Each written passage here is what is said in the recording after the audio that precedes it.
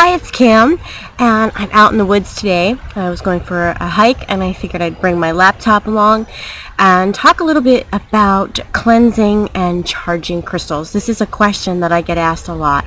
So I thought I'd take a few minutes just to talk a little bit about this and hopefully clarify what cleansing and charging is and different ways that you can do these things. First of all, if you're watching this video, then you already believe or know, I hope, that crystals have energy, right? They have a certain vibration. They have varying vibrations and frequencies, right? We all know this. Many of us who work with crystals, we feel it. I definitely feel the energy of crystals. And it depends on the time of day, it depends on the crystal, it depends on how long I've been working with the crystal, but for the most part, I can feel the energy of crystals and oftentimes can see it too. So, to me, that's a no-brainer. Yes, crystals have energy. Many even believe that crystals have consciousness. They have information stored within them, and I am one of those people that really resonates with this idea that crystals have consciousness.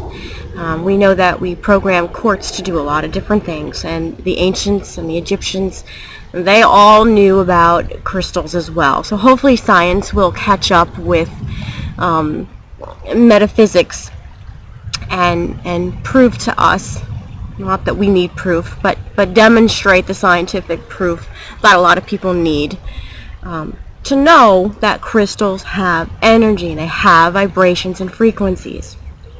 The thing about crystals, and I'm just giving you this little background information, is that crystals have a very stable, dominant oscillatory rate. And what that means is their vibrational frequency is pretty stable as compared to ours, where we are all over the place. We're like emotional roller coasters. Woo! Up one day, down next day. We get angry, we get sad, we get happy. We're going to conquer the world, and then the next day we're sleeping. Oh, life is hard, right? We are emotional roller coasters. Our dominant oscillatory rate is like, woo! Whereas crystal is much, much more stable. It's their structure. It's how they were created. Their molecular, their molecular makeup is very, very stable as compared to us. So crystals don't need as much cleansing, retuning, recharging, and all that as we humans tend to think, because we think that we have to always fix everything. Well, you know what? Crystals are kind of here to help fix us, to change our vibrational frequencies, to help us. We don't always have to intervene, But, now, no, you're not going to watch this video and say, Kim said you don't have to cleanse or charge your crystals. No, that's not what I'm saying. I'm saying it's not as needed as you might think. So, when do you charge? Well, let's talk about cleansing first. When do you cleanse a crystal? Well, what is cleansing? Cleansing is resetting the crystal's dominant oscillatory rate, bringing it back to its original frequency, right? Now, crystals can do this on their own. If we were just patient, they'll eventually get back to where they were before we intervened. But we like to move things along, and that's okay. Because time is important to us. Crystals have all the time, and we feel like we need to move things along. So if you want to help the crystal get back to its dominant oscillatory rate, there are several things that you can do. If you can look on the internet. There's all kinds of recommended ways to cleanse your crystals. You can bury your crystals in the ground, which actually is a really beautiful concept. I love the idea. Sorry, I'm outside, so it might be noisy.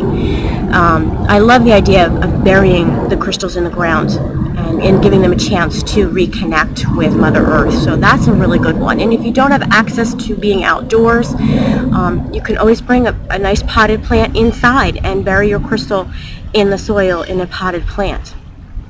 Right, so that's a really, really great one. That resonates really, really a lot with me. Also, bringing your crystals out to a place like this.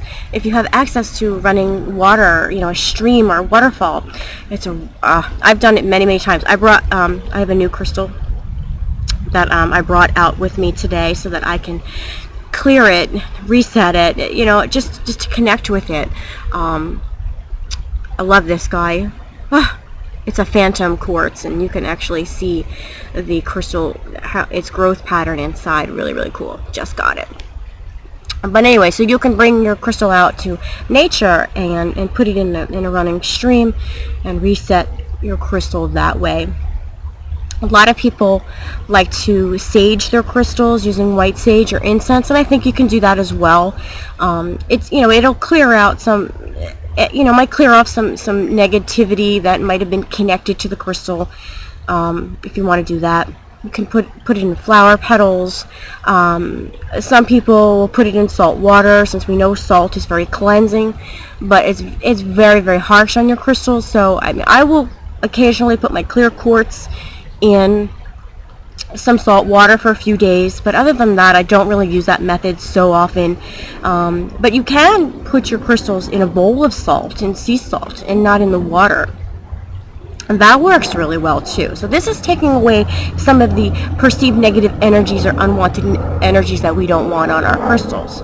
But in terms of scientifically resetting or retuning your crystal, a fantastic method, and it's so simple, and it's clean, and it's easy, and you don't have to come out to the stream, or you don't have to bury your crystals or ruin them in the sunlight, or however you traditionally cleanse your crystals. You have to be very careful. You have to know your crystals very well and know their properties before you do a lot of different methods. But one method that works with all crystals, which is not dangerous whatsoever, is the sound method. Retuning your crystals through sound. And I have a video on using a crystal bowl to retune your crystals. Not everybody, can afford to run out and buy a $300, crystal singing bowl. You don't need that.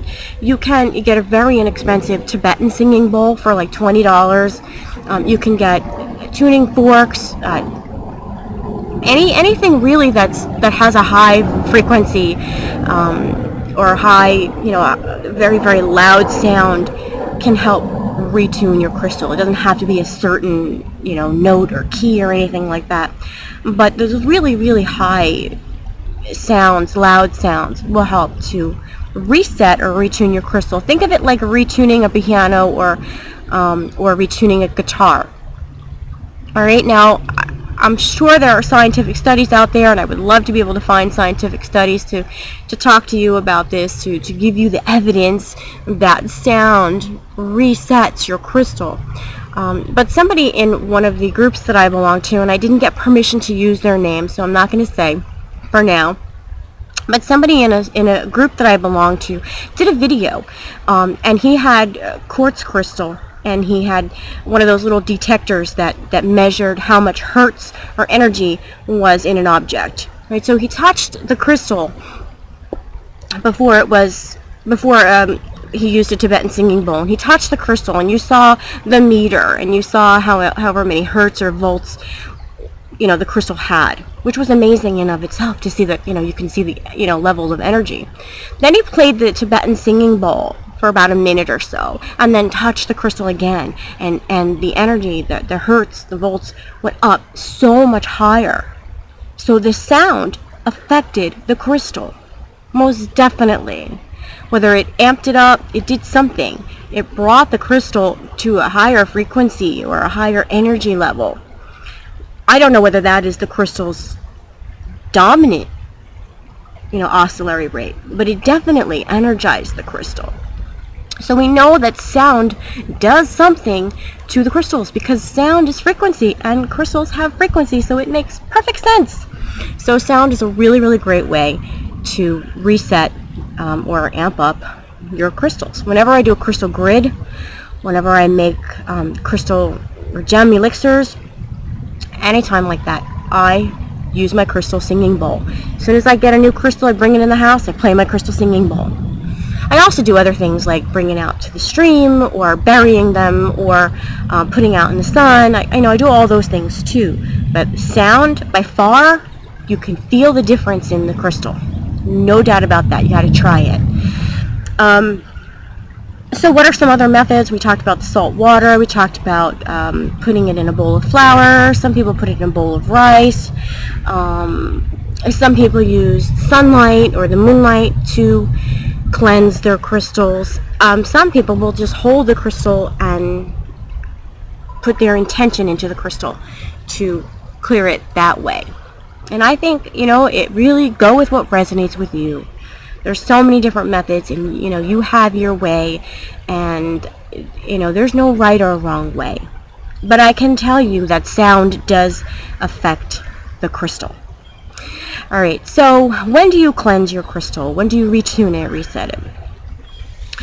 You want to cleanse your crystal when you intuitively know to do it. Right? You just kind of know these things. I have my Kim tuition. I know it's time to clean it. You'll also, if you use it a lot of times, if you use it a lot in meditation, or if you use it a lot in healing, you'll want to cleanse it more frequently than one that's just on your shelf, looking pretty. You also want to maybe consider cleansing it if you've had some fights, or you've been sad or angry, if there's been some negative or unwanted energies around in your home, your living space, or if somebody came into your house and was really angry, and that's that energy's kind of lingering around, you might want to clean it. If you drop it or break it, or if you feel that there's been some kind of trauma, you might want to clean it. When I purchase crystals and I get them shipped to me, I can tell that the travel, being in the box, being on the airplane or being in the UPS truck, all that bouncing around, they get to me and they're like, so I clean them. I could definitely just feel that they're not happy with all that, So you clean it when you use it a lot. If it breaks, if it falls, if there's been a lot of negativity or unwanted energy around, those are really good times to clean your crystals. Alright, so charging. What is charging? I get very confused about this. I'm going to be honest with you. I don't really understand the whole concept of charging, but I'm going to try to wrap my head around it. So charging a crystal, I guess we're talking about amping up the energy. Well, again, I bring back sound, because in that video where the guy, he played the Tibetan singing bowl and the crystal had more energy, so I would say that it's charged, right? Putting it in the sunlight is very, very popular. I'm a sun girl. I love the sun. I could put some of my crystals out in the sun and feel a big difference in them. The moon, a lot of people love the moon. I'm not a moon person. I've put my crystals out in the moon and I feel like they've been ruined. So for me, I just don't resonate with the moon. I resonate with the sun. But that's not you, that's me. So you go with what feels right to you. Alright, so putting it in a full moon. I get asked a lot of questions like, well, does it have to be in the direct sunlight or the direct moonlight? Well, you don't want to put your crystals in the direct sunlight. For the most part, they're going to fade. I mean, a clear quartz could handle it and would love it. But an amethyst, a citrine, anything dark, a smoky quartz, any of your darker crystals, they're going to fade, and you don't want to ruin the aesthetic appearance of your crystal. Plus, if you work with the color of the crystal, you don't want to alter the color. So be careful about that. I don't think you have to put it in direct sunlight. I think you could just put it out in the sun in general and get the energies of the sun that way. The same with the moon. If I do put my crystals out in the moon, like I know selenite loves moon, so I will put my selenite out in the moon. I do make sure that I try to get some kind of direct moonlight on it. But again, I don't think it's that crucial that you have the direct sunlight or moonlight. I'm going to have a little shadow here. So those are different ways to charge your crystal. Again, I think you could put it out in the water, in a stream. I think these are all great ways to charge your crystal. So then I asked this question, and I'm probably going to leave this video with this question: what is the difference between charging your crystal and cleansing it or retuning it? I don't have an answer. I think it's the same thing. You know, you're amping up the crystal's energy. I think it's kind of the same thing. So when I hear the term charging, cleansing, I just kind of have always the same advice. You know, go with what resonates with you. Use sound, bury it, go out in this, you know, put it in the stream. All those different methods, they're pretty much go hand in hand. I don't see what the big differences between charging and cleansing. I do think that, oh, I hear a woodpecker. Oh, I love that. I do think that we can amp up the crystal's energy, and maybe that's not its natural, you know, oscillatory or dominant oscillatory rate. Maybe we are amping it up higher than it was. So, you know, you definitely know when your crystals are sluggish, right? I know when my crystals are feeling a little sluggish. Is it my crystal though, or is it me? See, that's where I throw that question out to you. Is it the crystal that's broken or not working, or is it you? You know? So think about that. You know, maybe we need to work on ourselves a little bit more than our crystals. Other things that I wanted to just bring up quickly is that you maybe when you first get a crystal, you feel it. Like my selenite, my rose quartz, my danbarite. Love that danbarite. I would feel the energy of these crystals so powerfully. And then over time, I didn't feel it anymore. And I said, well, what's the matter with my crystals? What did I do to them? You know, there's nothing wrong with them, you know.